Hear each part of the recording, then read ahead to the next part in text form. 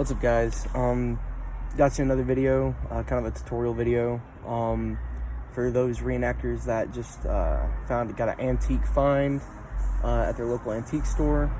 You know, the good old $25, $35 pot.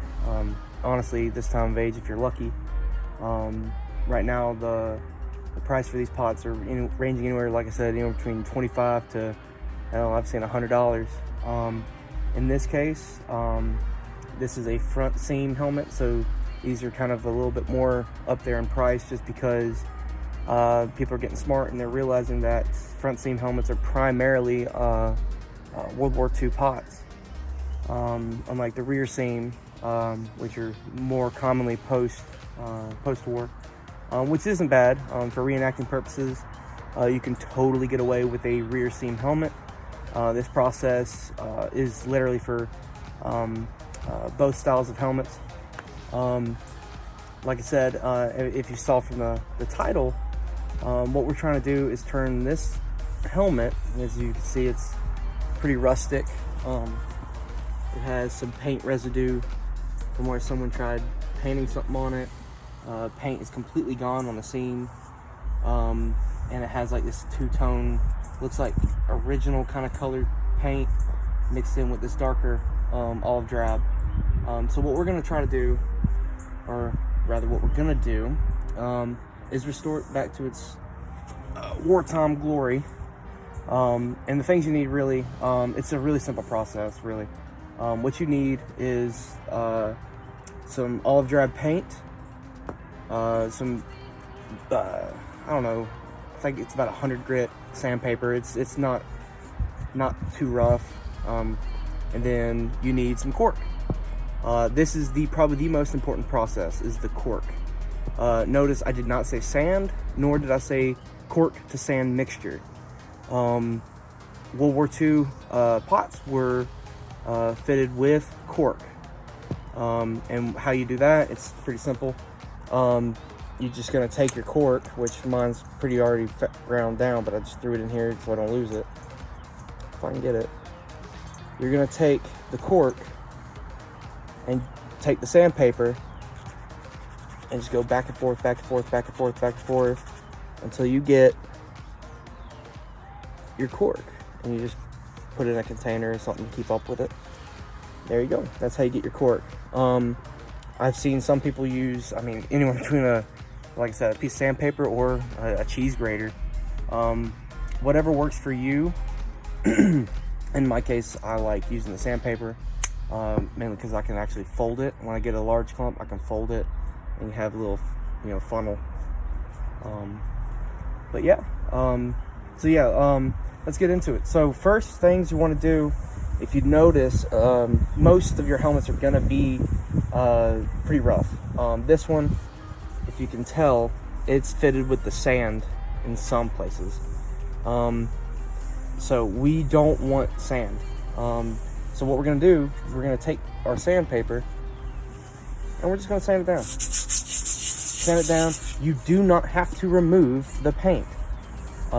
Pretty much with the sandpaper, you're wanting to remove the high spots of the helmet. The sand, if there are any thick paint clumps, remove that. You also are not trying to get into the metal. If you see metal, like that kind of color right here, that's fine. You're not trying to sand through the metal. You're just trying to remove the high spots. You can use your fingers and tell where the high spots are. The reason for this, that will show through the final coat of paint. Really, all the paint, it'll show through. Another thing to note is the sand grit that is on the pot. Got to get rid of that. There cannot be any sand showing. Reason being, like I already said, World War II pots used cork. They use cork. And we're going to replace the sand with the cork. All right, so let me fast forward this a little bit. Get this thing sanded down.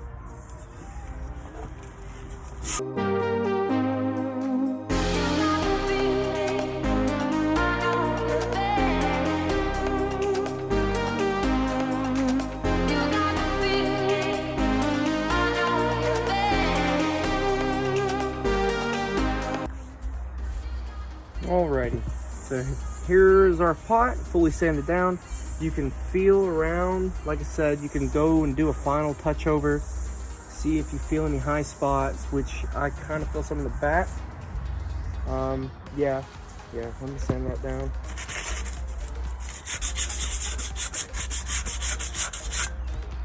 That's a lot better. All right, and I know you see some like this right here. It's a pretty gnarly crack, which it's actually not all the way cracked through. There's some good ones right here. If you can make that out.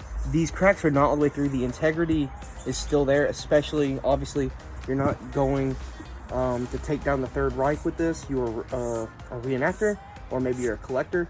So helmet condition can vary as to your preference. It really is not a big deal. For me as a reenactor, I don't care. So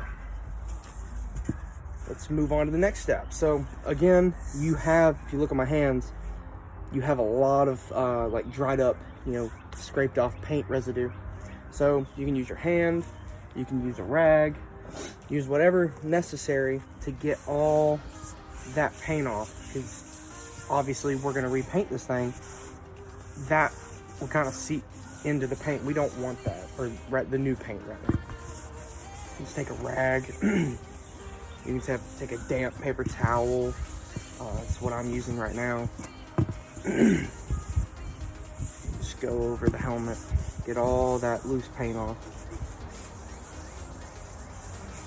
There we go. And another thing to note is you literally, this isn't your car, this isn't your house. You can paint this outside in your garage as long as it's ventilated. It really doesn't matter, because during dry days or dry areas, especially if you got loose dirt in your backyard and you're scared that the wind will pick up and get all over the helmet, that's fine. Like I said, we're going to be putting a material all over the helmet to begin with, so having that stuff in there, it won't really affect it. I mean, if you get a bug in there, yeah, you might want to take that out, but dirt, some sand, obviously, from your area, it's fine. The cork will predominantly stick out more than that. So yeah. All right, so we're done with the sandpaper. So now we're gonna go for our paint. Now I am using, mobile paints. I picked it up at my local surplus store. It's olive drab. I think this company with this line of paint has like 4 colors. Obviously it's camouflage spray paint, so they have like brown, tan, a dark OD, and I believe a lighter OD. Fun facts about how paint goes. Now, some people you might try painting, let me put this up for you. You might paint your helmet and go to an event, and a reenactor might stop you and be like, that's the wrong shade of paint. Well, here's a little fun fact for you. I know you came for a tutorial video, but this is important to note too. Paint shades during the war, especially mid to late parts of the war, varied big time. Their production was sky high. It was super fast paced, that the factories and the companies that were producing not just the helmet, but the mixtures for the paints for the helmet could not keep up with production, to the point they were honestly half-assing mixing the paints. So you had these unique helmets that were just coming out in rows that they didn't match. Rather it being a darker shade or a lighter shade of green, it varied. Hell, I mean, sometimes paint was barely on, the corking was barely on. Like I said, production was super high. So if you're worried about, I got the wrong paint, well, as long as it's a shade of olive drab, you should be fine. Now, don't go to an event with a neon green helmet and say, well, World War II soldiers said that as long as it's green, I can pass. No. Specifically olive drab, but if you know, olive drab also kind of goes to a khaki color. So don't show up to an event like that. Okay, I think that's OD3. OD3 is more of a kind of khaki color, so you want a kind of a darker shade of olive drab, but really, as long as you can't go wrong with what I'm doing. There's also another paint paint line I use. I'll post up a picture of it right here. You can go off that, and that you can find literally at any Walmart. Any Walmart, you can pick that stuff up. Like I said, your surplus store is really a good go-to, mainly because they have all different shades. In my case, sadly, I only had this choice. They were out of the rest. So if you live near a military installation, they will definitely have a good variety of paints, mainly for the fact of soldiers. They might have a project, they might need to paint something or two. So all right, so let's start the next step. So like I said, you're gonna take your paint, make sure it is well mixed, especially like me, you're getting at a military surplus store. These cans probably haven't been literally physically touched in years. If you can take the can and hold it upside down and don't hear that ball drop, that means you need to mix the hell out of it. Even if you can hear it drop, you still need to mix it. Probably not as hard, but you need to mix it. Hell, that can even go for Walmart too. Even though it is, a big block store, not a lot of people need camouflage paint. So yeah, make sure it's pretty well mixed. All right, so like I said, for this step, we're gonna use the paint and the cork. What I like to do is do it section by section. So you're gonna take them and spray. Keep your distance. Don't just get that close to it, Keep your distance. Let the wind and the air do all the work for you. Get a nice coat going. I'm gonna do the front to show you. All right, now you're gonna take your cork, go a little at a time, sprinkle it on the helmet. You can kind of get an idea just by looking at it right now what it's gonna look like when we're done. And then just spray over the cork. And most of these industrial kind of paints like this, they dry pretty quick. So you kind of got to be quick with it.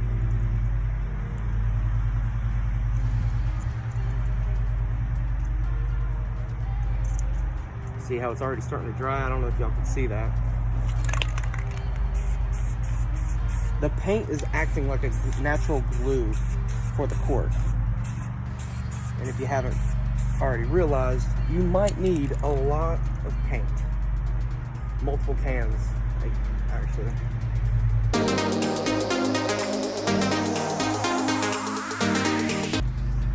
Alright, you see? Alright, so it's already starting to kind of take shape. So now, like I said, we're not done with it, especially the front. We're not done.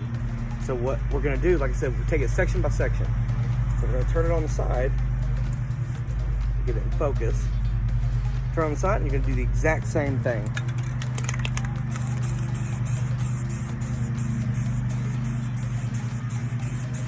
Get it nice and wet.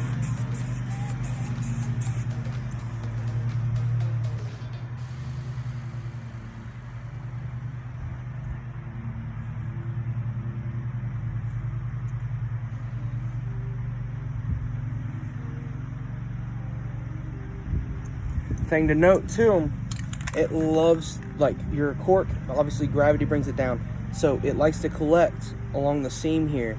You don't want that. I mean, how it is now, that's fine. But when it starts, literally, you're going over it like 5 or 6 times with cork, it will clump the bottom. Try to keep that from happening.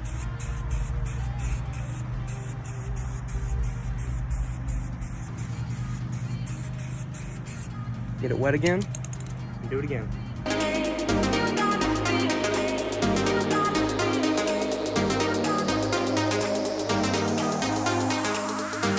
I'm satisfied with that. All right, again, we're gonna rotate section by section.